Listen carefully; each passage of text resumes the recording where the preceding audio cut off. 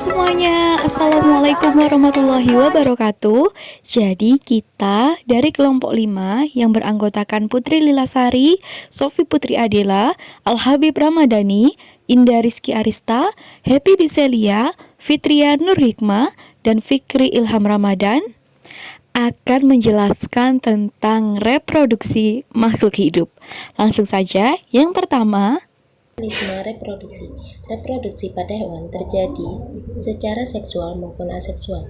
Reproduksi aseksual dapat berlangsung dengan cara pembelahan, fragmentasi, atau bertunas. Reproduksi dengan pembelahan sel antara lain terjadi pada protozoa dan amoeba. Apabila proses pembelahan menghasilkan sel anakan yang sama besarnya, proses tersebut dinamakan pembelahan biner. Pembelahan biner merupakan proses yang melibatkan pembelahan kromosom yang sama dengan kromosom induknya. Bertunas merupakan proses pembentukan individu baru yang biasanya dimaksudkan untuk menambah koloni. Susunan fungsional organ reproduksi pada hewan. Pada hewan yang masih primitif, jaringan yang menghasilkan sel gamet tersusun penyebar atau difus. Jaringan ini terdiri atas jumlah sel fokus yang berfungsi untuk perbanyak sel kelamin. Ovarium dan testis merupakan organ penghasil yang terbentuk melalui gametogenesis. Gamet yang dihasilkan dari sel khusus yaitu sel benih primordial yang terdapat dalam gonad, ovarium, atau testis. Gamet ini selanjutnya akan berkembang menjadi sel benih.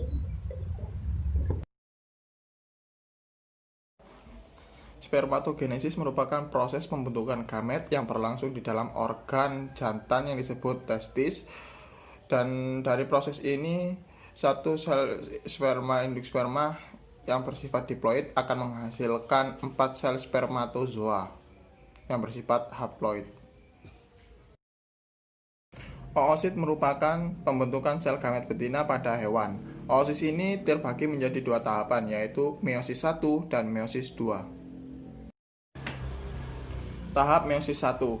Meiosis 1, pembagian sitoplasma tidak sama antara 2 sel. Sel yang menerima sebagian besar sitoplasma disebut oosit primer. Sel lain yang akan mengalami degenerasi disebut badan kutub. Tahap meiosis 2. Oosit primer mengalami meiosis 2. Sekali lagi, sitoplasma dibagi secara tidak merata. Hanya satu sel menjadi sel telur dan berisi sebagian besar sitoplasma. Sel lain akan mengalami degenerasi yang disebut polisit. Tujuan pembentukan sitoplasma yang tidak merata yaitu untuk menyediakan sel telur dengan nutrisi yang cukup untuk mendukung zigot berkembang selama beberapa hari setelah pembuahan. Meiosis pada hewan betina terjadi di ovarium. Proses produksi dimulai dari sel primordial diploid yang disebut oogonium. Sel ini berkembang menjadi oosit primer dan mengalami meiosis 1 dan meiosis 2. Pengertian reproduksi. Reproduksi merupakan kemampuan makhluk hidup untuk menghasilkan keturunan yang baru. Tujuan reproduksi untuk mempertahankan dan melestarikan jenisnya agar tidak punah.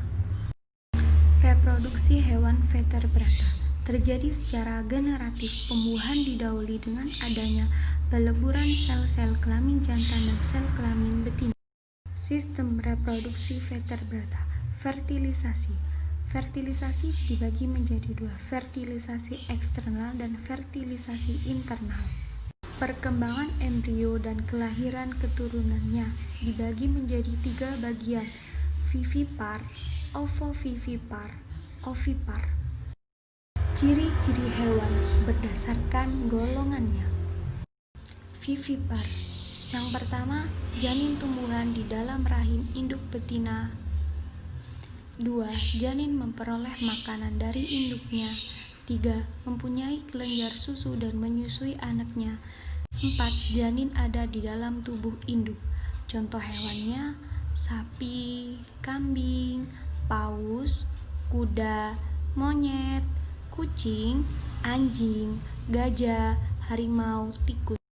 Ovovivipar, ciri-cirinya: yang pertama, zigot tumbuh menjadi embrio di dalam telur dan menetas di dalam tubuh induknya.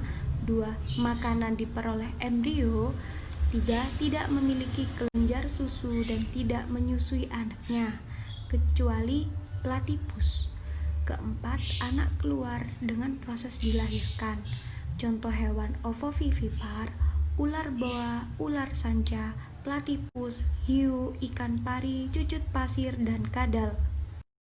Ovipar, ciri-cirinya embrio tumbuh di luar tubuh induk, yaitu dalam telur. 2. Embrio memperoleh makanan dari cadangan makanan yang tersimpan dalam telur. Ketiga, tidak mempunyai kelenjar susu.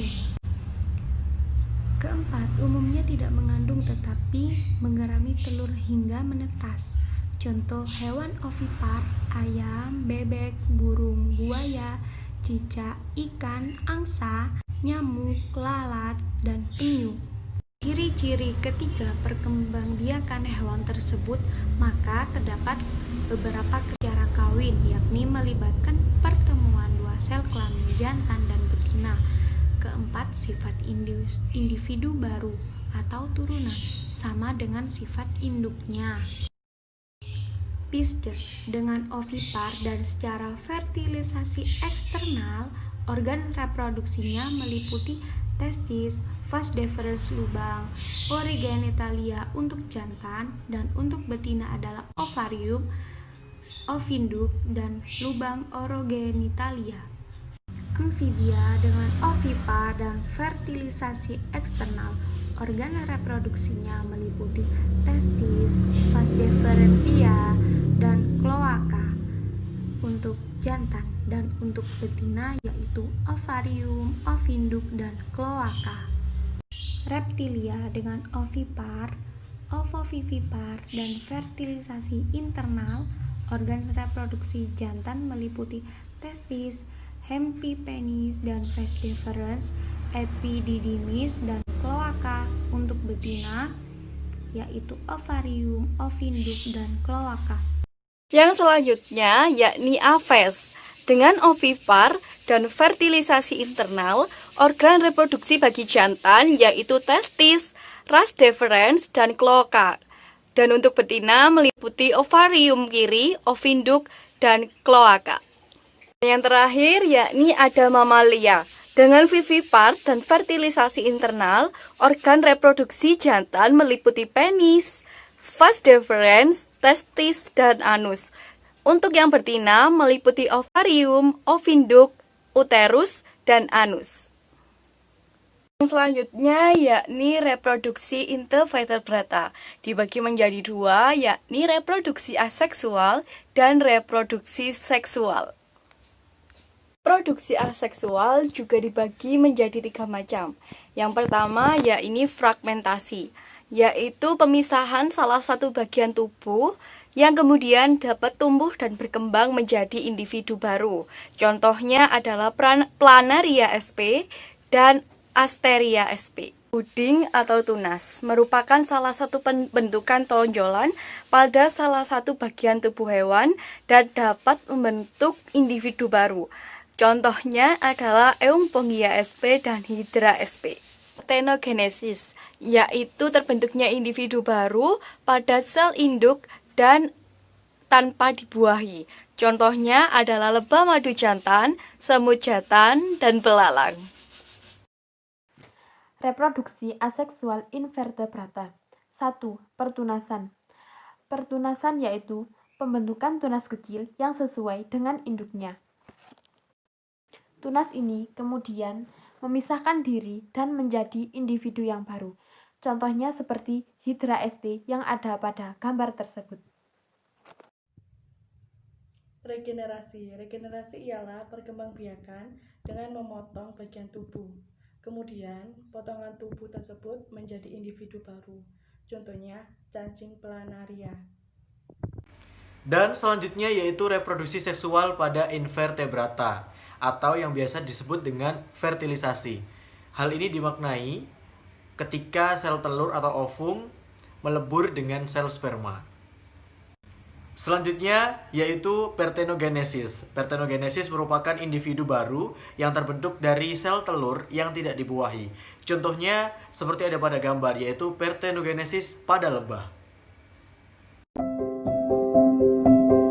Terima kasih, demikian yang dapat kita sampaikan. Wassalamualaikum.